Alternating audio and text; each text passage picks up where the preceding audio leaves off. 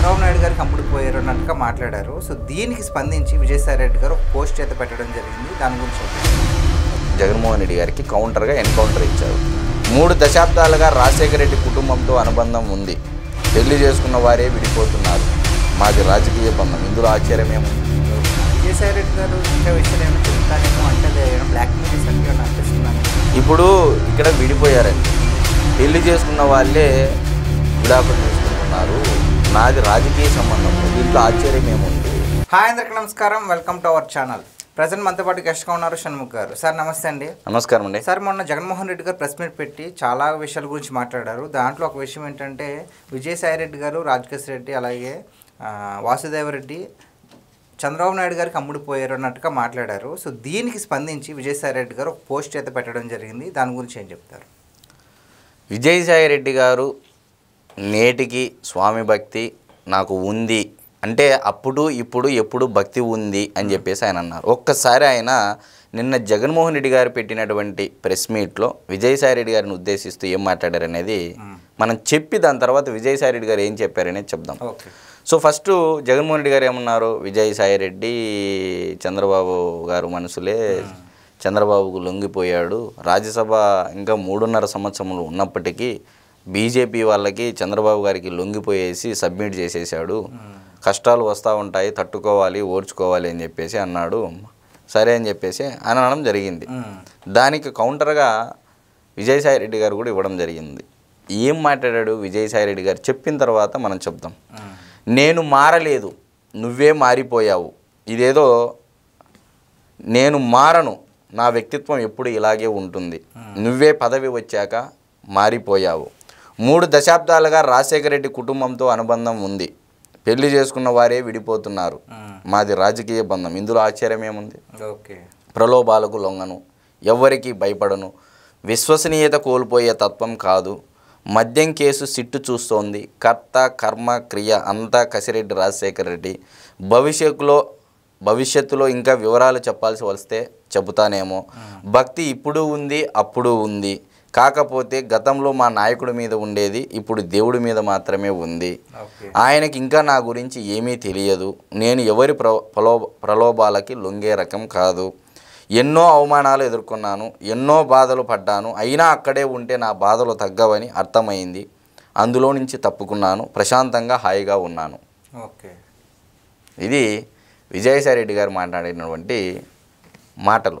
జగన్మోహన్ రెడ్డి గారికి కౌంటర్గా ఎన్కౌంటర్ ఇచ్చారు. మరి భక్తి అప్పుడు ఉంది, ఇప్పుడు ఉంది, కానీ అక్కడ ఉంటే నా సమస్యలు తీరవని చెప్పేసి నేను దూరంగా జరిగాను, నాకు తత్వం బోధపడింది అని చెప్పేసి మద్యం కుంభకోణం మొత్తం సిట్టు చూస్తోంది. కర్త కర్మ క్రియ అంతా రాజకేశ్ రెడ్డి అని ఆ రోజు అదే చెప్పాను, ఈరోజు అదే చెప్తున్నాను. ఇంకా వివరాలు కావాల్సి వస్తే నేనే చెబుతానేమో అని కూడా సంబోధించారు.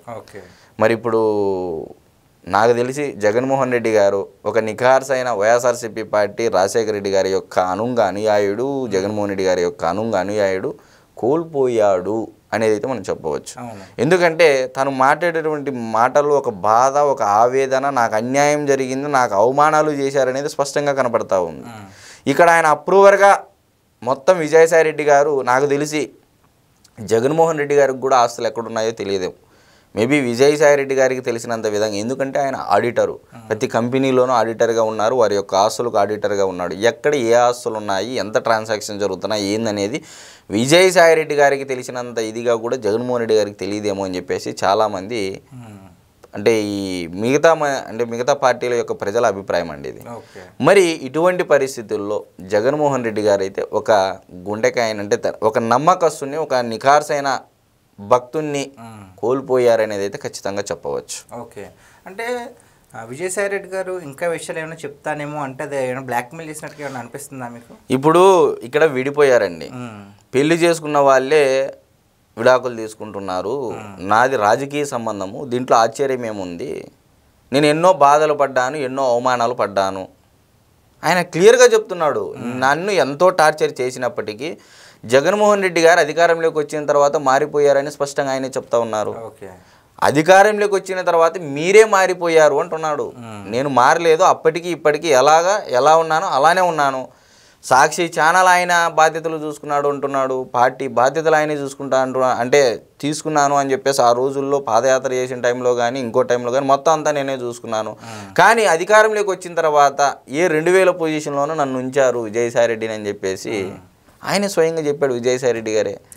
మరి ఇప్పుడు జగన్మోహన్ రెడ్డి గారికి విజయసాయిరెడ్డి గారికి ఎక్కడ చెడింది అనేది క్లారిటీగా కనపడుతుంది. ఆయన గతంలోనే చెప్పారు విజయసాయిరెడ్డి గారు, కోటరీ వల్ల, మీ దగ్గర ఉన్నటువంటి కోటరీ వల్ల. ఇప్పుడు తెలంగాణలో కూడా కవిత గారు ఏం చెప్తా ఉన్నారు, కేసీఆర్ గారు కూతురు, మీ పక్కన దయ్యాలు చేరినాయి, ఆ దయ్యాల వల్లే నేను దూరం జరుగుతానని చెప్పేసి ఎప్పుడు 2 వారాల క్రితం రాసినటువంటి లెటరు ఈరోజు సంచలనంగా బయటికి లీక్ అయింది.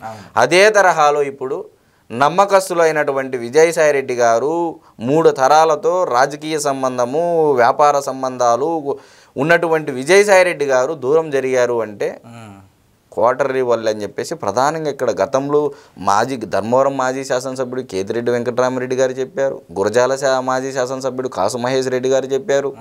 తర్వాత చాలామంది ఇప్పుడు బీజేపీలో చేరినటువంటి రవిచంద్రారెడ్డి ఆయన కూడా ఆరోపించారు సీఎంఓలో కోటరీ చేరింది, ఆ కోటరీ వల్లే ప్రధానంగా ఈరోజు బాలినేని శ్రీనివాసరెడ్డి అయినా, విజయసాయిరెడ్డి అయినా, ఇంగోరెడ్డి అయినా, ఎవరైనా సరే, రవిచంద్రారెడ్డి అయినా, ఎవరి వెళ్ళినా పార్టీలో నుంచి ఈరోజు ఆ కోటరీ వల్ల అని చెప్పేసి ప్రధానంగా ఎక్కడ చూసినా వినపడేటటువంటి అంశము. అంటే వీళ్ళకి దక్కాల్సిన గౌరవం దక్కలేదని వెళ్ళిపోయారు. ఖచ్చితంగా అండి. ఇప్పుడు మీకోసం పనిచేసినటువంటి వ్యక్తులు, మీ అధికారంలోకి రావడం కోసం పరితపించినటువంటి వ్యక్తులు, తపస్సు మాదిరిగా పనిచేసినటువంటి వ్యక్తులు ఈరోజు వాళ్ళకి దక్కాల్సినటువంటి గౌరవం దక్కకుండా పోతే అవమానాలు పడ్డారు, బాధలు పడ్డారు, వాళ్ళు ఖర్చు పెట్టారు పార్టీ కోసం. మరి అటువంటి వ్యక్తికి న్యాయం జరగకపోతే అది ఏ పార్టీ అయినా కావచ్చు, తెలుగుదేశం పార్టీయా, బీజేపీ పార్టీయా, కాంగ్రెస్ పార్టీయా, వైఎస్ఆర్సీపీ ఏదన్నా కావచ్చు, ఎండ్ ఆఫ్ ది డే ఆ పర్సన్కి అవమానము, బాధలు ఏమీ జరగకపోగా విలువ లేకపోతే ఎందుకుంటారు? అది ఆత్మాభిమానం, ఆత్మగౌరవం ఉన్న వాళ్ళు ఎందుకుంటారు? సో అదే తరహాలో ఆ పాయింట్ ఆఫ్ వ్యూ దృష్ట్యా ఆత్మగౌరవము, ఆత్మాభిమానం అనే పాయింట్ ఆఫ్ వ్యూ దృష్ట్యా తీసుకుంటే జగన్మోహన్ రెడ్డి గారి దగ్గర విజయసాయిరెడ్డి గారికి విలువ లేదని స్పష్టంగా తెలిసిపోయింది విజయసాయిరెడ్డి గారికి. ఇంకా నేను ఇక్కడ కొనసాగితే నన్ను నేను ఆత్మాభిమానం చంపుకొని, ఆత్మగౌరవం చంపుకొని బతకాల్సిందే అర్థమైంది. నేను దూరంగా జరిగాను, ప్రశాంతంగా ఉన్నాను అని చెప్పేసి ఈరోజు చెప్తా ఉన్నారు. సో మరి ఇద్దరి మధ్య ఏమన్నా వారు సంభవించే అవకాశం ఉందంట? నాకు తెలిసి రాబోయే రోజుల్లో జగన్మోహన్ రెడ్డి గారి విషయం అంటే ఈ అవినీతి కేసుల్లో కానీ, కుంభకోణాల్లో కానీ విజయసాయిరెడ్డి గారికి తెలిసినంత విషయాలన్నీ ప్రతి ఒక్కటి అప్రూవర్గా మారి చెప్తారని గ్యారెంటీగా ఆయనే చెప్తున్నాడు. సో రాబోయే రోజుల్లో జగన్మోహన్ రెడ్డి గారికి అన్ని ఇబ్బందులు అనేది అయితే చెప్పవచ్చు. థ్యాంక్స్. నమస్తే.